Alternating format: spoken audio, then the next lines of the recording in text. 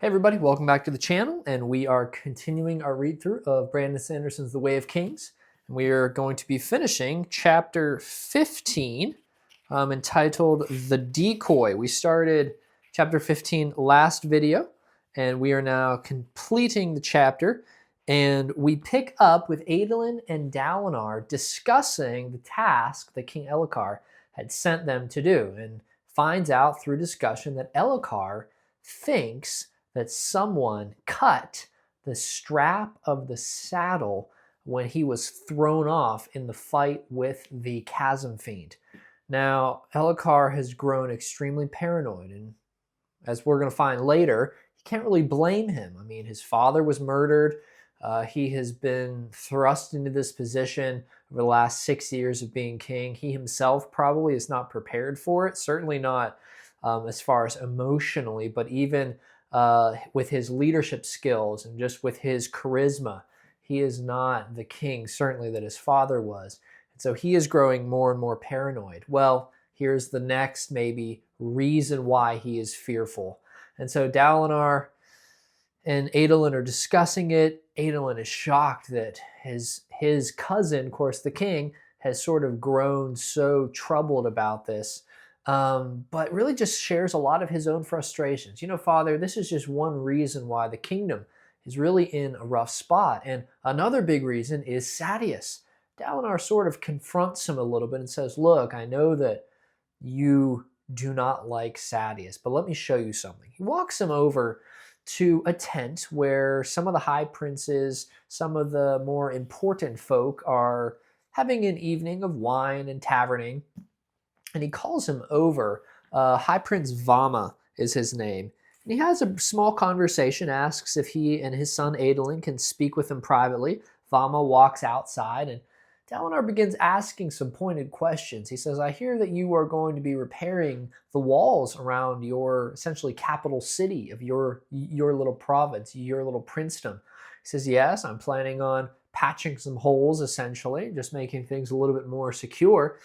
And Dalinar begins sort of going overtly obvious about how wonderful it is that the king has allowed the high princes to use these soul casters. And again, these are the people who do the soul casting and the fabrial device that can convert one object into another object. In this case, probably stone into wood, or even wood into stone, right?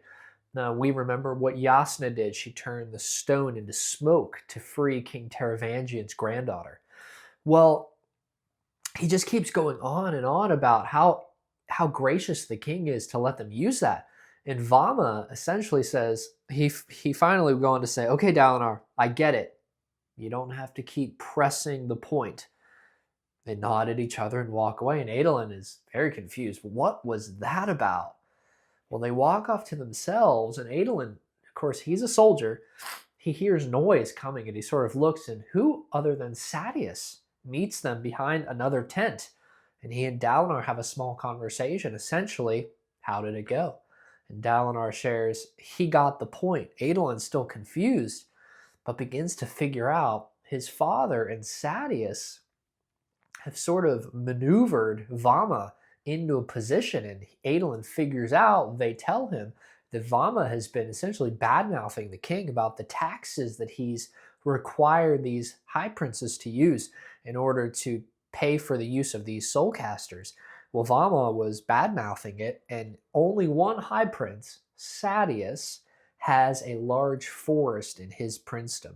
So if you're going to buy wood to, say, repair your wall, you're going to go around the king and go to Sadeas. Well, Sadeas doubled the price of lumber coming out of his princedom in order to essentially force Vama to use the king's service. What's that going to do? It's going to bolster the king's authority, bolster his coffers, help establish the firmness of King Elhokar's rule. And Adolin is shocked that his father and Sadeas, two men that he believes hate each other, he certainly hates him, why would they work together for this reason? Sadeas wanders off, and Dalinar points to him and essentially says, you know, I understand that you are reading into our dynamic, but Sadeas is committed to protecting the king, as I am. And I want you to respect him for that. Then he tells him a story. He says, Adolin, have I ever told you what my brother, the king, what his last words to me were before he died? He says, no. What were they? He says, Gavilar's final words to me before he was killed were, brother, follow the codes tonight. There's something strange upon the winds. The codes here, again, are referring to that Alethi war code, a handful of guidelines, of principles that a good soldier will abide by. And Dalinar moves a little bit further and says, also, do you know the night that your uncle was murdered, I did not follow the codes. One of the codes reads that you must not be intoxicated with alcohol when a battle may be commencing. It's restraint is essentially the thing that he needs to put into practice, and readiness. Let me read for you the code from the Alethi War Code. Readiness. The officer will be prepared at all times for battle, never drunken on wine, never without his weapon. He says, son, the night that your uncle was killed, I did not follow the code. I was laying in a pool of my own drunken stupor on the ground. And when the alarm rang out, I couldn't function as the soldier that your uncle needed. He says, do you know what Sadeas's role was? And Adolin knew. He said, Sadeas was the decoy. And it ended up being Sadeas's idea. And you may remember from the prologue there, the night when King Gavilar was murdered, someone dressed up like the king and was ushered out with the guards. That was Sadeas. And that was his attempt, his plan to leave the king in Shardplate. So hopefully the assassin would push through him and try to get to Sadeas. Obviously didn't work. And Dalinar blames Sadeas for his plan, but he also blames himself. He says, son, that was one of the bravest things that Sadeas did. Again, it didn't work. And he and I both have to deal with our guilt. But try to believe that we have agreed that we are going to defend the throne of his son. He says, I want you to trust him in that. Adolin essentially says, Father, I don't trust him, but I will try to respect that. And would you at least consider that he's not as committed to Elhokar as you are? Dalinar says, I will. Well, as they're discussing this, actually, who other than King Elhokar comes up behind them and asks how the investigation's going. When he's not pleased to hear that Dalinar hasn't solved the problem yet, and actually, he's not even convinced that it's an assassination attempt. Elhokar essentially blames him for not believing him, not trusting him.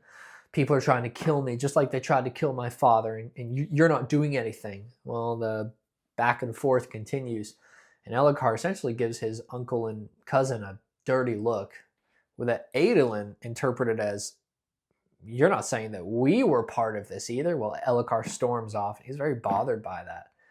Well, before they look off into the distance, and the bridge crew is coming, the one that Sadeas had sent for. We know what bridge crews are.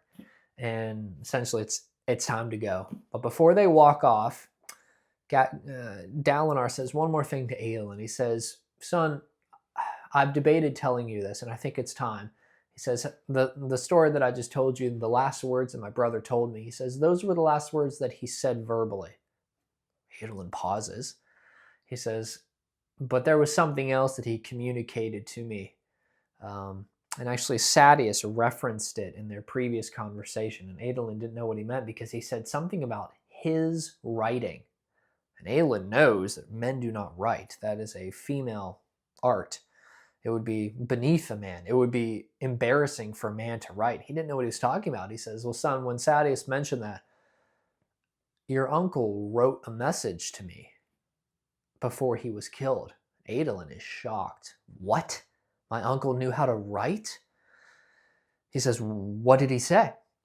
He recounts from what he had written, and it was the sentence, brother, you must find the most important words a man can say. Adolin's shocked. He says, I can't believe that my uncle, the king, a man, the king though, would know how to write. Well, I wanted to back us up here just a little bit to that prologue because we know something different than what Dalinar knows. We know that it wasn't the king who wrote it. We know that as Szeth, the assassin in white, had essentially fatally wounded the king by crashing the railing and the overlook, crashing him down to the ground, Gavilar fell silent, but before he did, he pulled out a small crystalline sphere tied to a chain. He said to this assassin, "You must take this. They must not get it." He seemed dazed and said, "Tell my brother he must find the most important words a man can say," and then fell silent. We go on to read here. To Szeth, to Szeth's people, a dying request was sacred. He took the king's hand, dipping it in the man's own blood, then used it to scrawl on the wood, "Brother, you must find the most important thing a man can say." So we know that that was not the king that wrote it. He did not know how to write. Szeth himself did. Now, that's not necessarily going to affect too much at this point because it was communicated what needed to be communicated. But the fact that Dalinar believes that his brother did learn how to write, even here, this is going to begin to lay a seed that Dalinar can do things against society. And Dalinar can be emboldened to maybe push the social norms because his brother, the king, someone that he regrets not protecting, learned how to write, as far as Dalinar is concerned. That's really going to help him. Now, what does this mean? The most important words a man can say. Dalinar confesses that he doesn't know. However, a little while later, Yasna, king's daughter, told her uncle that she had found the quotation. And it was from an ancient book that Gavilar had grown fond of toward the end of his life, The Way of Kings. It's already been mentioned here in the story. And what it referred to in that context was the ancient Knight's Radiant. And it seemed to be a guidebook for them. They didn't really know exactly what that phrase means. But when Adolin hears that, the Knight's Radiant, this ancient mystical group with the heralds that are essentially mythology at this point, thousands and thousands of years old, he looks at his father almost speechless and says, like, how much more delusional can you get? All of this is leading to the Knight's Radiant. He's disappointed, but they move on. As they mount their horses, as they're riding back across this bridge crew, Dalinar looks at the bridgemen, and another passage from The Way of Kings comes to mind. It's a story that the king who wrote The Way of Kings, his name is Noadon, and again, a man who's writing here, so we'll come back to that later. But the story was of an old weak man stumbling forward under the weight of a heavy rock that he's trying to carry on his back. And he's stumbling forward. People are moving out of the way, not because they're trying to be helpful to clear out things in his path, but because they themselves don't want to be hurt if he drops the stone. Well, the king happened to be riding by on his royal carriage, and he looks out and he notices this old frail man. He jumps out of his carriage to help him. Helps him carry the rock. He embarrasses others because they didn't help, and the king himself is helping. And Noadon, the author, noted that perhaps we should switch places more often, right? If a king is seen to assume the burden of the poorest of men, perhaps there will be those who will help him with his own load, that load of being a king, so invisible and yet so daunting. As Dalinar rode across the bridge there, he looked at these bridgemen and said, you know what, these men here, though they're the lowest of the army, yet they bear the weight of kings. And that's how the chapter ends. So we see Dalinar, he looks at things differently. He is not the same as normal high princes, normal people that are motivated by power or prestige. He is different. And his journey is going to begin to push the limits. Some are not going to appreciate that, but we'll see where it takes us from here. Thank you so much for watching. If you could like and maybe even subscribe to the channel. That would be a huge help. Thank you so much for watching. I'll catch you on the next video.